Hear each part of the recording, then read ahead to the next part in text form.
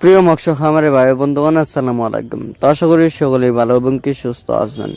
তো বরাবরের মতো আপনাদের মাঝে আবারও একটি নতুন ভিডিও নিয়ে হাজির হলাম। তো আপনারা ভিডিওর স্ক্রিনে যে মাছগুলো লক্ষ্য করতে পারছেন, এগুলো হলো গিয়ে অরিজিনাল দেশীয় জাতীয় শিং মাছ। তো আপনারা যারা এই দেশীয় জাতি শিং মাছের বনগুলো চাষ করতে চান এবং কি চাষের প্রতি আগ্রহী আছেন, তারা আমাদের ভিডিওর স্ক্রিনে দেওয়া নাম্বারে আমাদের সাথে যোগাযোগ করে এই মাছের বনগুলো অর্ডার করতে পারেন। এবং কি আপনারা চাইলে আমাদের নিজস্ব হ্যাচারিতে এসে ভালো বড় সাইজের মাগুর থেকে উৎপাদিত যে মাছগুলো রয়েছে সেই মাছগুলো আপনারা সংগ্রহ করতে পারেন।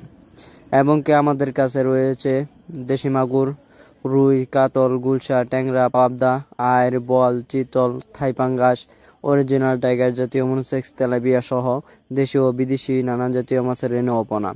এবং কি আপনারা এই মাছগুলোকে কিভাবে চাষ করবেন এবং কিভাবে অল্প দিনে বাজারজাত করবেন তা নিয়ে আজকে বিস্তারিত আলোচনা। তো আপনারা এই মাছগুলোকে কিভাবে পুকুরেতে চাষ করবেন, এই মাছ চাষের সম্পর্কে পুকুরটা আপনার কিছুটা রোদের আলোয় থাকতে হবে এবং কি পুকুরটি শুকিয়ে নিচের স্থলে রোদ লাগাতে হবে। তারপর আপনারা পুকুরে যদি কাদামাটি বেশি হয়ে থাকে তাহলে ওর ফলে কিছু কাদামাটি কমিয়ে নিতে হবে। এবং কি পুকুরের চারপাশে যত ময়লা আবর্জনা রয়েছে ওইগুলো পরিষ্কার করে, যেরকম রয়েছে টিএসপি সার, মাটিয়া সার, আরও বিভিন্ন ধরনের সার এবং কি সমিতন রয়েছে যা আপনারা পুকুরে ব্যবহার করে তারপরে এই মাছগুলো পুকুরেতে ছাড়তে পারবেন। তো এছাড়াও আমরা জানি এই শিং মাছ পুরাতন এবং নতুন পুকুরে চাষ করা যায়।